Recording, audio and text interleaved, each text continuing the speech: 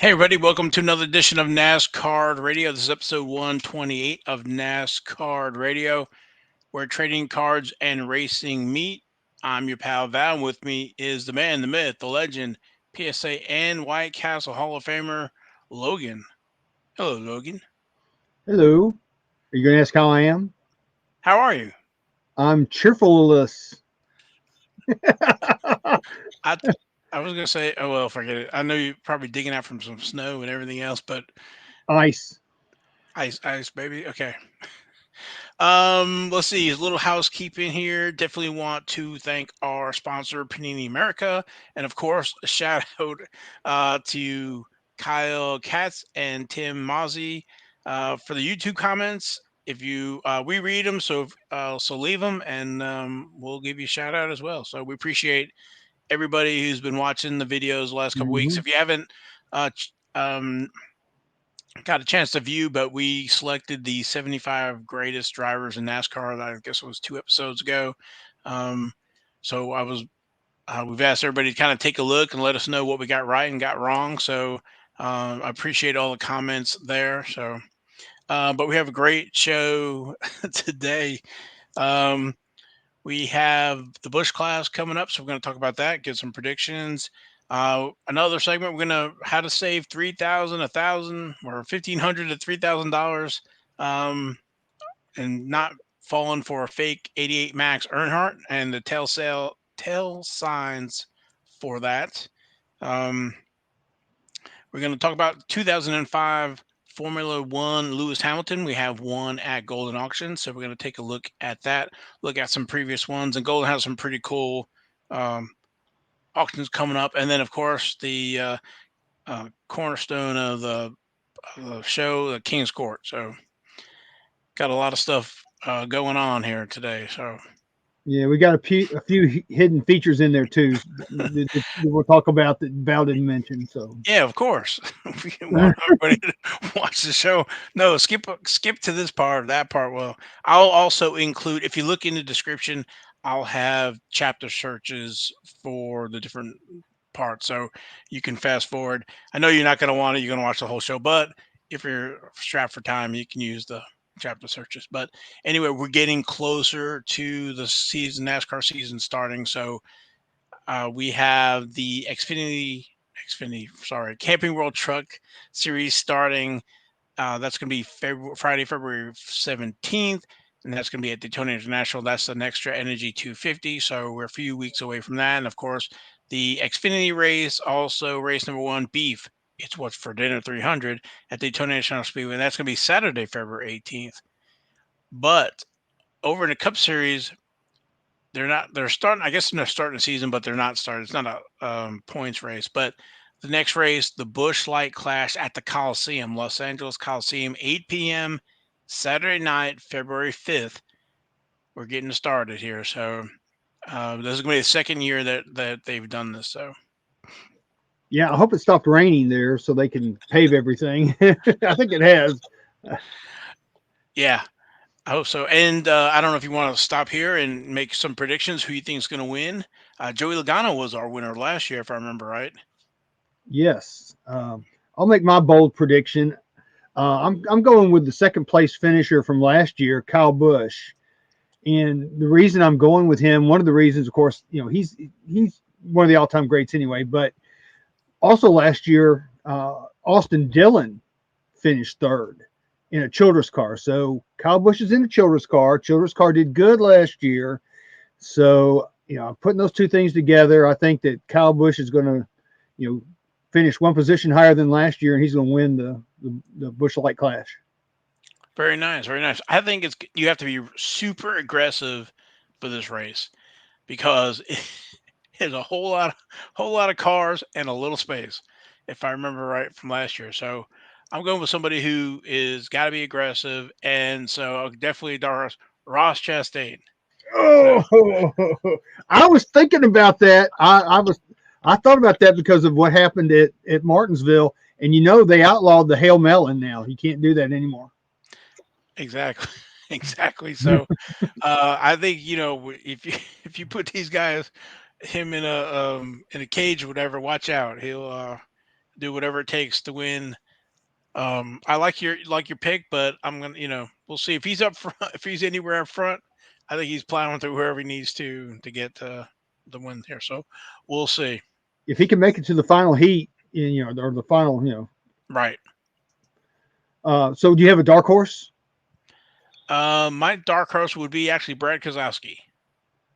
That's not bad. I mean, I like old Brad K. I think he could pull it off. I think Roush was coming along last year towards the end, so I think that's not a bad choice. My dark horse, go figure. And for those of you who regularly watch the show or listen, I'm going with Ty freaking Gibbs. Is my dark horse. That's a good one too. He'd definitely be aggressive. So we'll He will see. be aggressive. Yeah. Nothing more you can say about that. So No, he's not. all right. So we got the Bush class. So a little Saturday night racing there. So it's gonna be awesome to have that back. And just to finish up the Formula One, they're not racing until March 5th. So we have some time to go for there. So we'll have almost I guess, a few weeks of NASCAR before we get Formula One. And then over IndyCar again, they start at the same March 5th.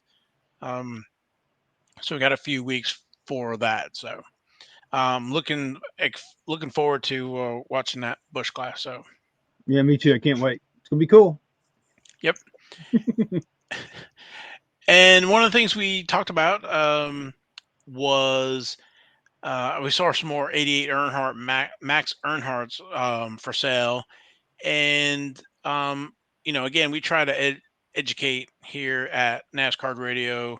Um, you know, Trying to get some information out, and when it comes to the 88 Max, some folks might know, might not know, and we actually ran into a few of these at the National, and armed with some information, we saw a few, but we found out that they were not.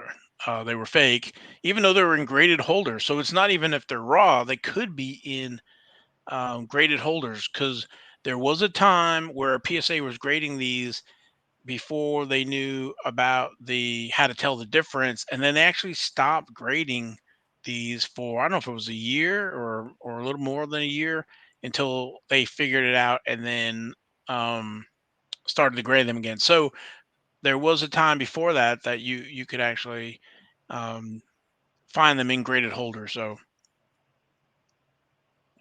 Yeah, and these are the ones we saw at the National. The one that was in the PSA holder, the guy, we told him, we hate to tell you this, but your card, this Earnhardt card, is fake.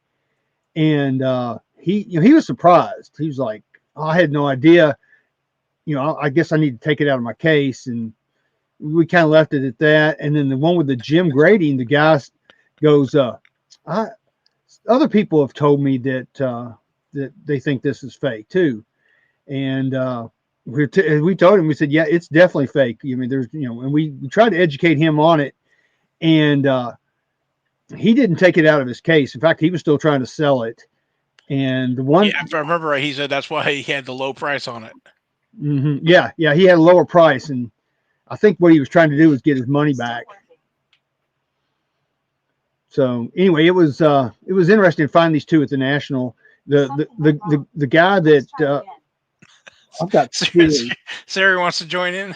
Yeah, Siri knows it's fake too. And you know what? I'm turning off my iPad here.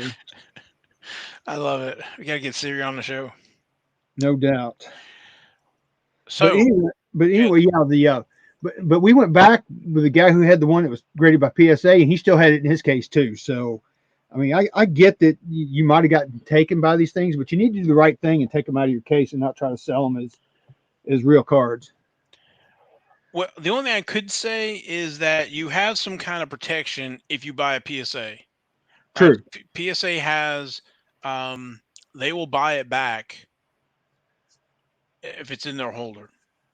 So Yeah. I'm pretty sure that's still the standard. It's been for years. I've actually seen it, seen them, or reported some auctions.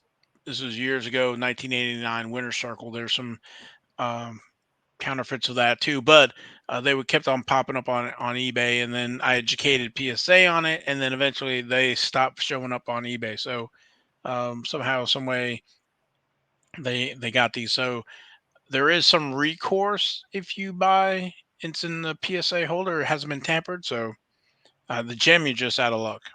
And Yeah, I think that's why you're that guy. Yeah. So again, so let's get to it. So here you got two PSA graded Dale Earnhardt 1980 Max. One of these is counterfeit, and one of them is real. And so, so that's that's the front, and that's the back. Um, and then so on the front, basically around that black circle 88 Max there, that Max logo, there's actually some printing defect. You can see there on the screen that there's that uh, extra semicircle, I guess it is, and it's not present on the bottom one. That's the real one, and the top one is the um, counterfeit. So if you have a loop and you're at the show, whatever, or you're at somebody's offering for sale, you can see that under magnification. There's some other tails too, but this is one of the easier ones to spot. And then if you flip it over to the back, thank goodness the counterfeiters couldn't spell Cannapolis, or they add an extra um, some extra letters there. yeah, But I, Canepalus. yeah, That's why I was cheerfulilus. got you. All right. Yeah, so these two quick ways will show you if it is real or not. So if you have access to Google or whatever, you can find out how to spell Kannapolis, North Carolina, or if you just remember it doesn't have an extra L in there. So, but Yeah, that could save you in a pinch. Like I said, these are going for 1,000, a few $1,000. So and also notice that I've noticed on all the ones that I have seen that are fake is the blue ink on the back is much darker than the blue ink that Max used. right, but you need to have a good one to compare, kind of a. Exactly, because if you don't have one to compare, you really don't know. Yeah. Also, where it says the top 10, that is not aligned right. As you can see, there's, like I said, there's a few different tails, but if you just remember those two, or just that Kannapolis is misspelled, and if you have a loop, you can check that front. Yeah, the ink's darker, and there's some other parts as well, but that will save you some money at a show. And if you notice where it says born 42952, look at the spacing difference on that too, between the Yeah. top and the bottom. So Yep. in the font is slightly different. Yeah, it looks like it's a bigger font on the fake. Yeah, so there's a lot of telltale signs. Go back to the front, and we can show them the blue line on the bottom too. So if you look at the bottom of the blue line that's around Dale Earnhardt's picture, you'll notice that the one on the left is the legit one, and it's the same width of line that goes all the way across till it hits the Maxx 88 race card's tire.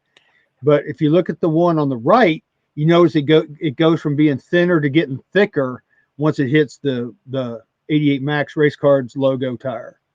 So that's another way to tell. So there's several ways to tell. They did a fair job on counterfeiting this, but they didn't do good enough. Well, thank goodness they couldn't spell. Exactly. But yeah, I've actually got one of these in a PSA 10. That's still it's a fake one. I bought it years and years and years ago for a price less than what they're going for now, of course. But I've still got it. I just use it as an example to show people. I think you got a 9 too. I have a 9, and yeah, because I was buying them back then, and I didn't know the difference, and I got taken. I'll admit it. I mean, I just didn't know because I had never seen the real one, so I didn't know I have anything to compare it with. So I just thought, it's in a PSA holder. Hey, it should be legit, but it just goes to show you that not all of them that are in holders are legit. So you still have to watch out. Yep. Alrighty. Moving on. We did see. Oh, I'll there show you you real go. quick if you want to see mine. Here's my PSA 10, but the telltale sign is, of course, is on the back. If it'll focus, You want me to make you? I'm just trying to see if it'll focus. My camera will autofocus, but it doesn't look. There it goes. You can see where it says Canapolis on the back. So this one's definitely fake, but it is a PSA 10 and a PSA holder. Yep. So nothing against PSA because they didn't know either, and I didn't know. I wasn't educated enough, and that's why we're showing this to you guys now, so you won't get taken when you're looking to buy one of these cards. Exactly. There you go. We saw our friends of the show got some TTMs back. And one of them was of Cale Yarborough. Yeah, Joe Venuto. So shout out to Joe. Yeah, he got some TTMs through the mail, and of course he sent off to Cale Yarborough. And as you can see, Cale is now signing with a C and a Y, and it's also looks like it's a little bit smaller than what the way he normally signs his name. So I hate to say it, but I'm afraid that Cale may be having some medical issues, and I hope he's okay because this, I don't want to see anything happen to any of my heroes because he's one of my favorite all-time drivers, and he's definitely one of the greatest drivers in NASCAR history. And seeing that, it gives me a little cause for concern. Yeah, we're all getting older. Yeah, we are, and it's kind of reminds me a little bit of when Fred Lorenzen started. When he started getting dementia, he started signing his autograph, very, very small, and that's kind of what it looks like to me with Cale Yarborough. So you know, prayers and thoughts to him for good health and hope he's okay. But we just wanted to show you that he looks like he is having some issues, unfortunately. Yeah, we've been collecting autographs here for these guys for a while, so we kind of notice when they're changing because he used to personalize everything as well.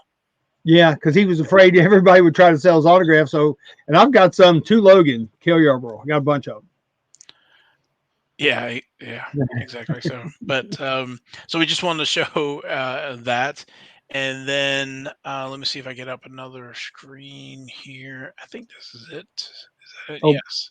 Yep. by the way, Joe Venuto's handle on Twitter is I didn't buy these. If you want to be friends with him. I shared the wrong one. That was Lewis Hamilton. That was one that's already closed. That was basically $39,000 for um 39.6 thousand dollars for the 2005. Can you see that screen? Okay, yeah, it's coming through. Yep. So wrong one again. Okay. So click on here, so we can see right now that it's at $10,000. We got almost little over 6 days. It's at currently at 10,000. Like I said, the last time it sold for 39.6 thousand. So we'll keep an eye on that. This is the 2005 Formula card. These are the ones that came out of the magazines, and this is a mint 9. I think there's Papa 2 of this one. So this is in the F3. So that's pretty cool, and pretty much his first trading card. So we think. Yeah, well, we thought the 2005 was it, and then that 2005 popped up, and that's kind of taken a beating. But this auction also has PSA 8. Its current bid is $2,100. Again, it's got 6 days, 22 hours left with 7 bids. And actually, in prepping for the show, I was looking at some of the previous. So what did I say? That's at 2100. And also, I don't know if you saw this Juan Fungi. what how do you say? I kind of knew. I know as soon as you say Juan, it, I knew. Juan Manuel Fangio. Yeah. Yes, him. I love that card. That's pretty. It's at 1100. Yeah. That may be the steal right there, that card. Yeah, we still got 6 something days, so we'll have to come back to this auction, but and see six. Yeah, so next time um it'll be finished next time we do our show. So, but we did look through our archives for that 2005, and back in April, the PSA 8 closed for $101,000. Yeah, So that was a pretty stout price. It looks like with buyer's premium, it was $121,200. yeah, Hmm. yeah, I didn't include the premiums on that. So we're looking at 101, but then we had two in November. So we go from 100 again. These are all PSA 8s. So this is not apples and oranges. This is apples, apples, and apples. Mm-hmm. So we go from 101,000 to November 5th at 11,000 for an 8, and then only a few days later, on the 26th, it goes back up to get to a $13,000 bid. So I'm curious to see where this 2000 what is it 2006 where it lands. So Does that cert number match any of those? it does not. I think we looked. That's 1468. That's 5036 and 9772. And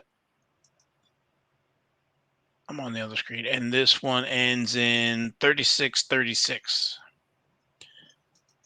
Okay. So yeah, this was not or has not been resold. So this is new. Okay. But yeah, I mean it's gone down basically 80% probably closer to 90%. Yeah, I'm sure those formula cards does not help it at all. No, it didn't.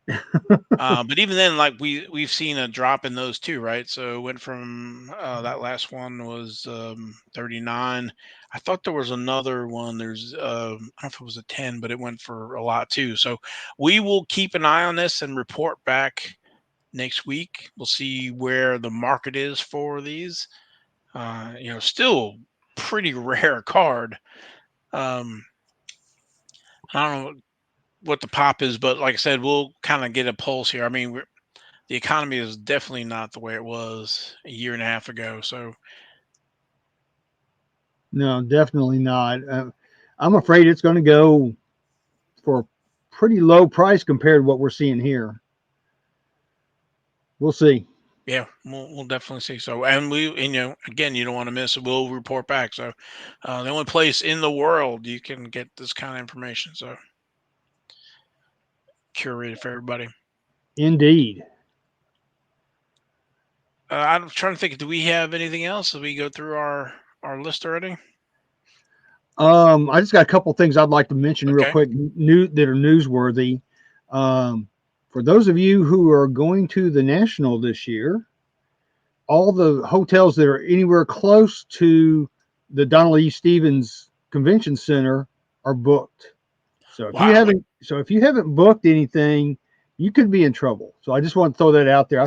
I saw that actually today, and luckily I've already booked a room at the Hilton Garden Inn down the street. So and I did that like right after the National this past year, because everything else, like the DoubleTree and the Hilton and Hyatt and all the stuff that are like literally attached to it were sold out already. Literally like a couple days after the National. Yeah. So that's kind of interesting to see. That is the demand more than last year, the same as last year. Um, I don't know. I would say it's about the same, judging on what I saw. yeah. Well, as we said, some part of it part of it is looking at cards. The other part is seeing folks you haven't seen for a while, and getting to talk with folks and manufacturers and graders and stuff like that. So, and it's not Atlantic City, so No, it's not. So I'm sticking with my thing from last year. I am never going back to Atlantic City, so don't look for me in Atlantic City. Yeah, it was. Oh, for you people that live up near there, it was terrible. I'm sorry, it was just freaking terrible. It just, Once you got a block off the convention center, then yeah. anyway, that I don't want to talk about New Jersey. That's the last thing I want to do is spend Okay, time all in right. New Jersey. So So I got one more thing to talk yep, about real quick that I thought was kind of newsworthy. Uh, Trackhouse Racing's team owner Justin Marks said Wednesday that the team will preserve Ross Chastain's car used at Martinsville last fall. That's awesome to me. Um, he said that the move at Martinsville, which has just been outlawed by NASCAR, was historic and the car should be kept as is. He said the sport is just not about the balance sheet, it's about passion and moments and the people. So, yippee. I don't know where it's going to land up at, if it's going to be at the Daytona Motorsports Hall of Fame of America, or if it'll be in Talladega, or if it's going to be someplace else. But I would love to see that car. So that's cool. I'm glad they're saving it. maybe it'll show up at NASCAR Hall of Fame Or the Hall of Fame. That's, because they yeah. do. They do exhibits all the time. So I'm not So saying that Ross you'll Chastain probably is get to or see it. yeah, I'm not saying he is or isn't a Hall of Famer, but what I'm saying is that they have other exhibits that roll in and out. So Yeah. And that's a Hall of Fame worthy car. Because, like I said, it's now been outlawed. You'll never be able to do that again.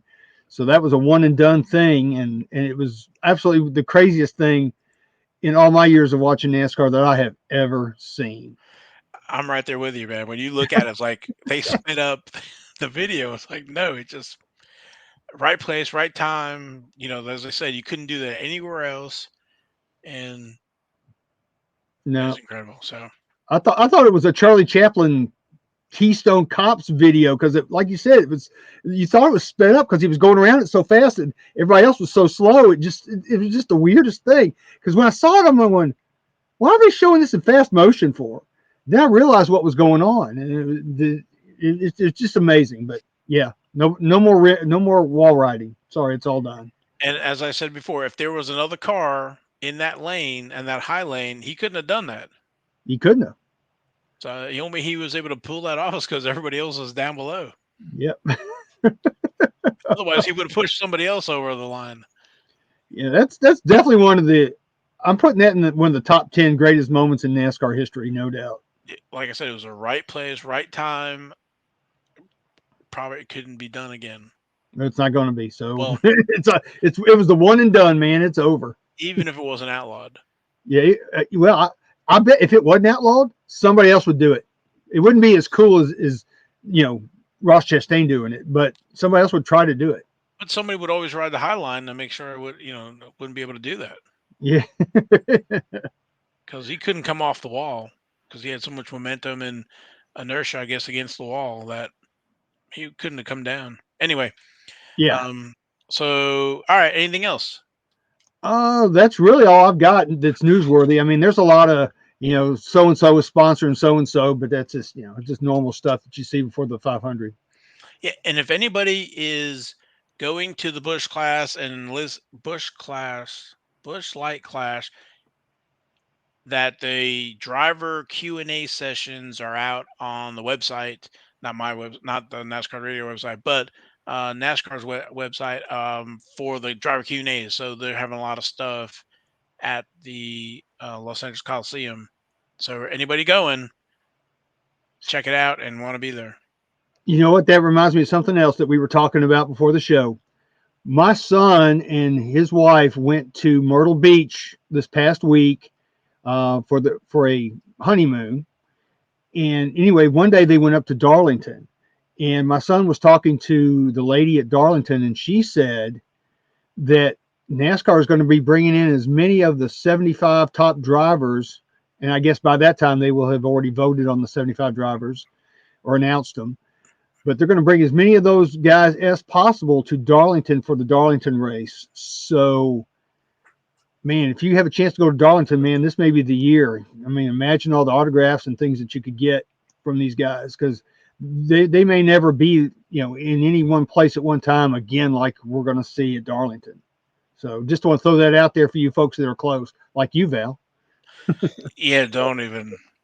We got a family reunion coming up. Uh, Wah, wah, yeah, wah. I should have known better to Uh, schedule it Labor Day. So, but anyway, I want to know about the lady. What was she wearing? Was she wearing black? I don't know. She may be too tough to tame. Okay. I don't know. All right. I don't think you got anything else. No, man. You know what it's time for, right? What time is it? Dun, dun, dun, dun.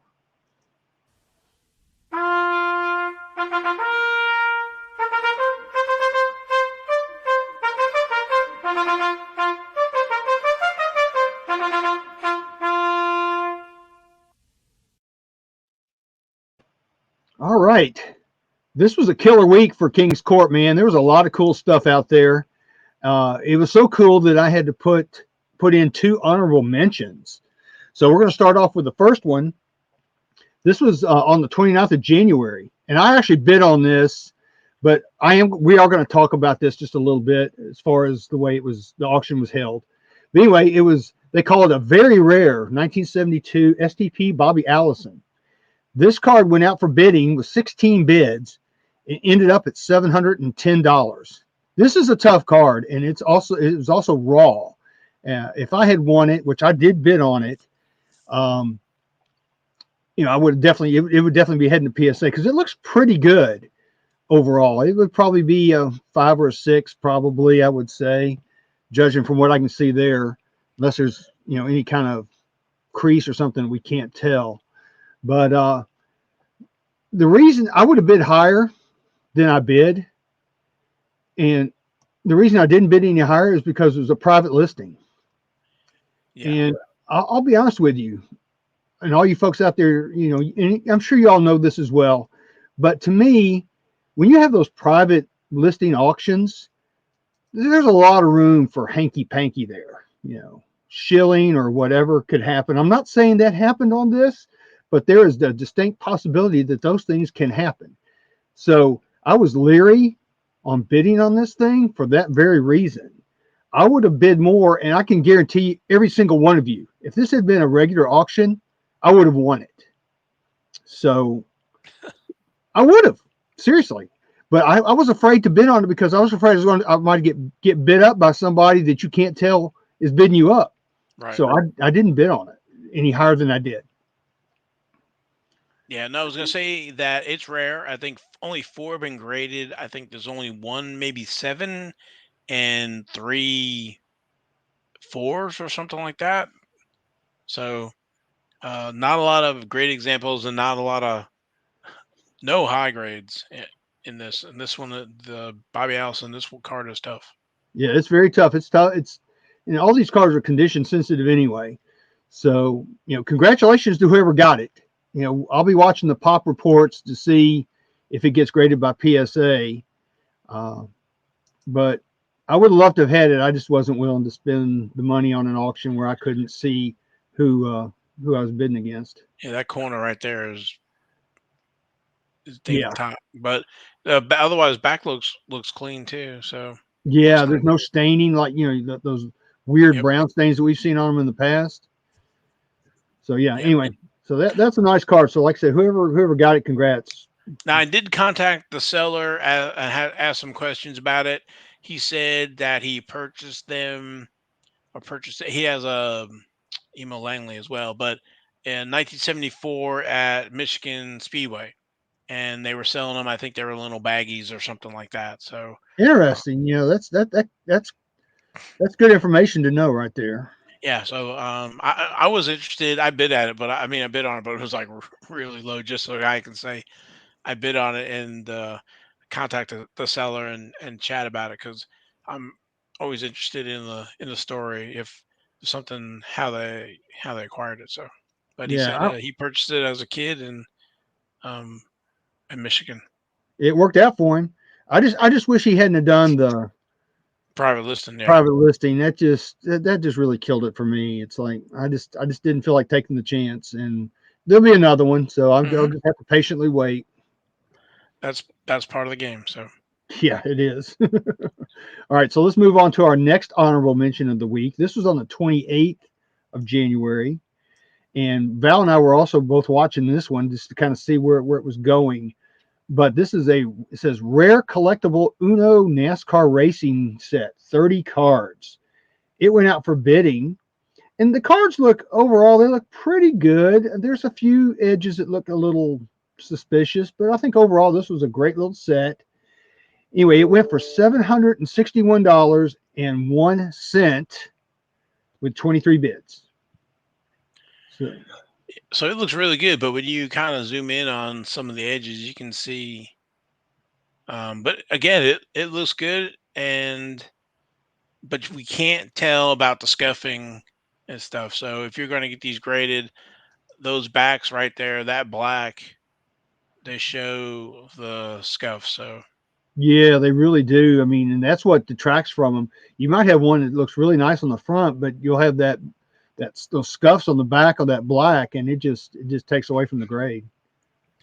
for those who don't know, it has the uh, Richard Petty in there, Bobby Allison, rookies of Darrell Waltrip and Dale Earnhardt Sr. Hmm. Kyle Petty's also in it, Tim Richmond, and Buddy Baker. Yeah, it's an awesome set. It's one that you just don't see very often. So any chance you can get to try to get a set or get some cards from that set, I'm recommending you try to get them if you really want them because they are tough. Right, Val? Oh yeah, very tough. All right. So I guess we can move on from the Uno set. Our Joker of the week. It's the Joker because it made me laugh. I'll tell you that right now.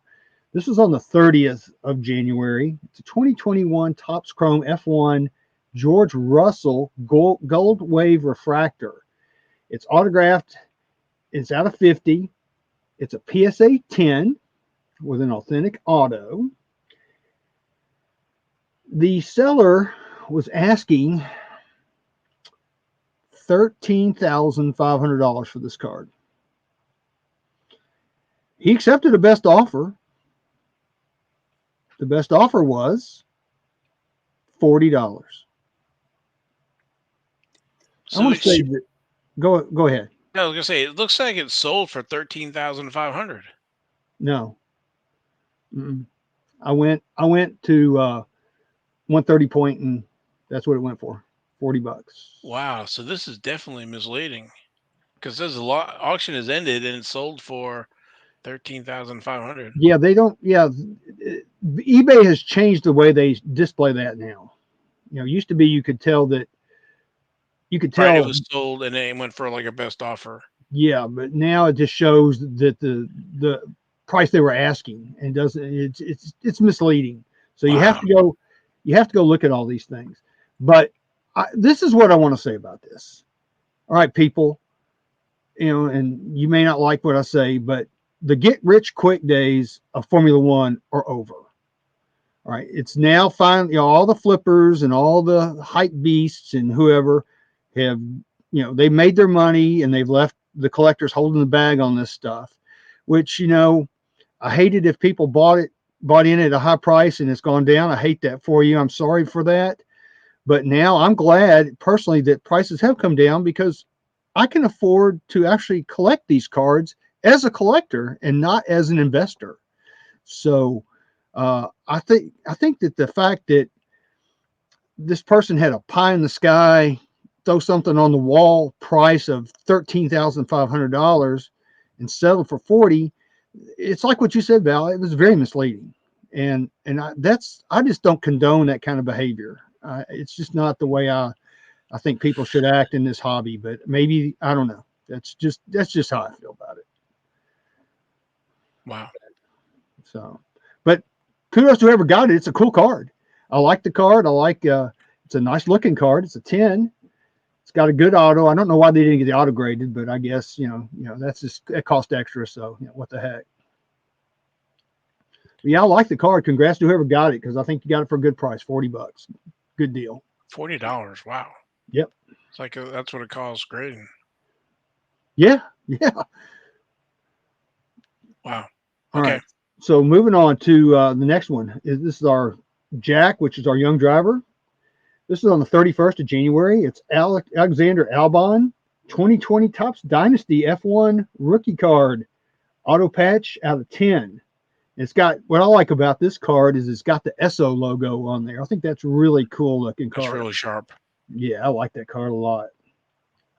But they were asking they were asking $1,499 for this card, but they accepted a best offer of $1,000. So that's more reasonable, right there. Wow, $1,000. Yeah, that's still maybe high, but Well, I'm just was going through my brain was these dynasty boxes were 4 or 5 grand. yeah, I know it. Wow, I had to take a $4,000 hit. I wouldn't buy a box of that for no money. I would just buy the cards I want when I see them. Yeah, wow.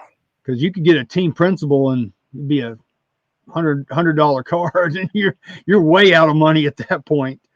Yeah, wow. That's I do love the logo. Yeah, that patch is cool.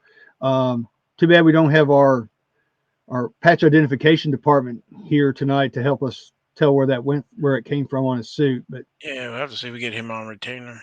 yeah, absolutely. All right, so We're gonna get chat GBT on it. yeah. All right, next. All right, next up, the Queen of the Week. This was also on the 31st of January. It's a Haley Deegan 2022 Panini Prism Manga. It's a super short print case hit. Wow. They were asking $259.97 for this card, and they accepted a best offer of $225. Oh, okay, not bad. So again, very reasonable. No crazy high price. It's a pretty cool card.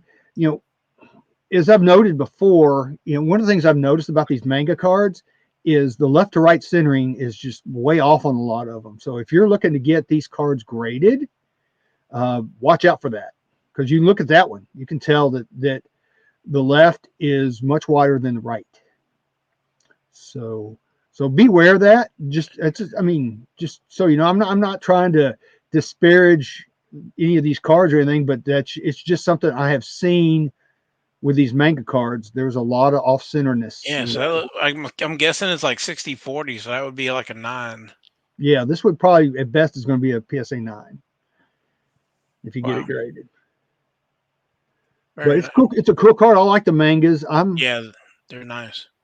I'm just trying to wait till the hype's over and the price comes down a little bit, which it will, and try to find centered examples. So you may be bidding against me. Yeah, I haven't seen a lot of the color blasts either. No, I haven't either. Now that you say that, the color blast seems to be much more of rarer these than the manga. Than the color blast. Agreed. So yeah. So maybe the color blasts are the ones to really be picking up right now. And there's a lot in this set. I think there's like 15 or something. Oh yeah, this manga set's huge. It's got all the females. I think it's got Haley, it's got Danica, it's got Tony Breidinger, it's got Natalie Decker. So it's got all the, I think they're all in there. Wow. So plus all the regular drivers, you got Chase, you got Jimmy, you got the King, Kyle Busch. I mean, there's a lot of Cup drivers. So it's a big set. Yeah, this is probably a set I'll go after, but it'll probably be next year when something else is out. Yeah, if something else is out and they come down, I'm with you, man. Because I'm sure like you, I'd go and get the set graded and put it on the PSA set registry. Absolutely. So, all right. So next up is our King of the Week. This was on the 27th of January. And I didn't even see this come up. It must have got sold pretty quick. This is a 1972 STP Richard Petty rookie card. And it says great eye appeal, which I would have to agree. The eye appeal is not too bad. I think it probably has a crease in it somewhere. a mild crease to get a 2. But this seller was asking $2,500 for this card, and they ended up settling on a best offer of $1,800 for a PSA 2. So what does that make? There's a PSA 9 out there. What does it make that PSA 9 now? My gosh. Yeah, I don't know. If a 2 is 1,800, Yeah, I think that 9 when it sold for like 15,000 yeah, that's what I heard. It's 15K when it sold back during the pandemic. early on in the pandemic. I think Yeah, it was. But that's it's a nice looking card. it is a nice looking card. It's got Oh, good eye maybe feel, that like you is say. maybe that's the crease right there they're showing. Yeah, maybe. But it almost has to have some kind of crease in it because I don't see a lot of paper loss. There's a little bit on some of the corners, but you have to see a lot of paper loss on the back of it for it to be a 2. So it almost, knowing PSA's grading standards, I think that there's a light crease in that card. So do you see it right there? Yeah, I can see that. Yeah, So I think that's it. yeah, I think you may be right.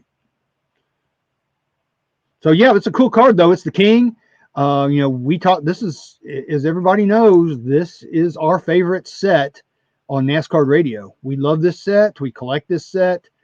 I only need 2 cards. I need Bobby Allison as I hang my head down, and I need the Fred Lorenzen with his car.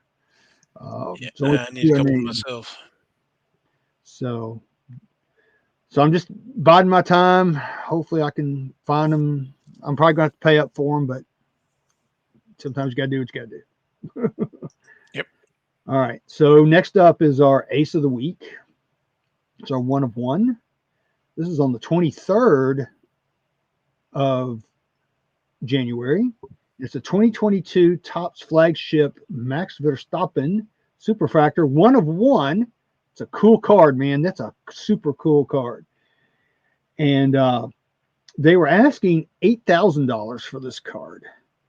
Wow. And yeah, they're okay. Keep in mind that's what they were asking. Well, it's raw too. Yeah. It is raw, so you got to keep that in mind as well. I mean, it could grade a 10, it could grade a 9, it could grade an 8. You never know what it's going to. To me, it looks like it could be a 10 from just what I saw. But anyway, they accepted a best offer of $3,500. So for a raw, and it's a 1 of 1. And keep in mind, this is not like his base card. This is one of the race winning cards, where it shows where he won the Grand Prix of something. What does it say on Abu Dhabi? Yeah. But that's a beautiful card. I love that card. I mean, it just pops with the gold border, and it goes along with the suit, and it just, everything about that card to me is just really super nice. So whoever pulled it, I bet they were freaking out. I know I would have if I pulled that card. Yeah, it's pretty. I think they got a good deal on it. I mean, the person who sold it for a good Yeah. price. Like, to your point, is probably what 15, 18 Max Verstappen cards in there. So Yeah. So there's going to be quite a few, but still, I mean, there's only X number of 1 of 1s in the set. So like I said, it's well centered. It looks good. I think it could grade a 10. Maybe we'll see it graded one day out there soon. Who knows? I'll have to try to keep an eye out for that one. All right. So last but not least, our Royal Flush. This is on the 25th of January. It's a 2021 Topps Chrome F1 Lewis Hamilton Portrait Auto. It's number 31 of 74.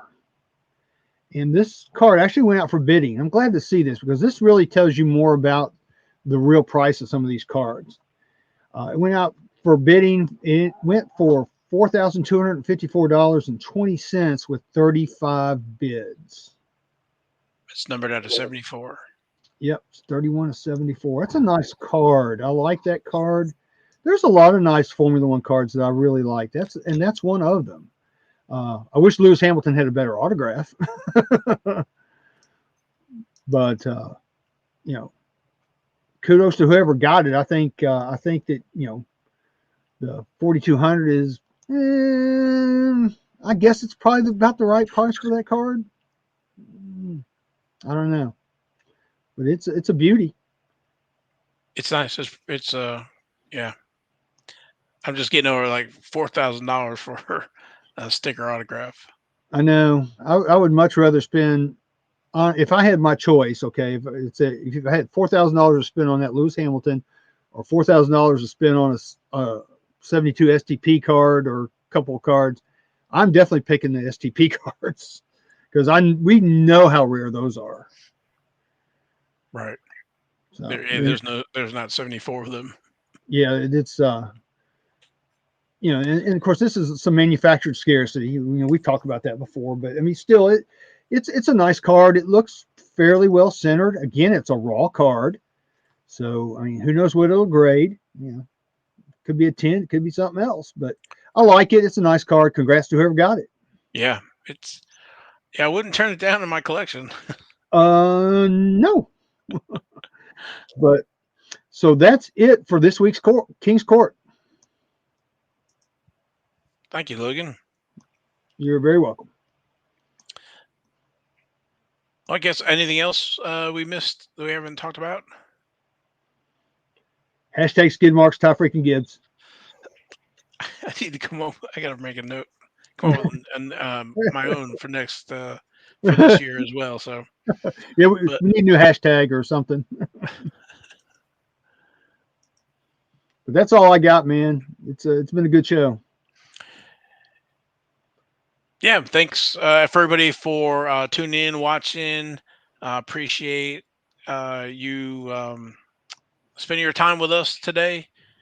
Again, hopefully we were able to give you some information that to arm you with when you go into the shows this weekend. So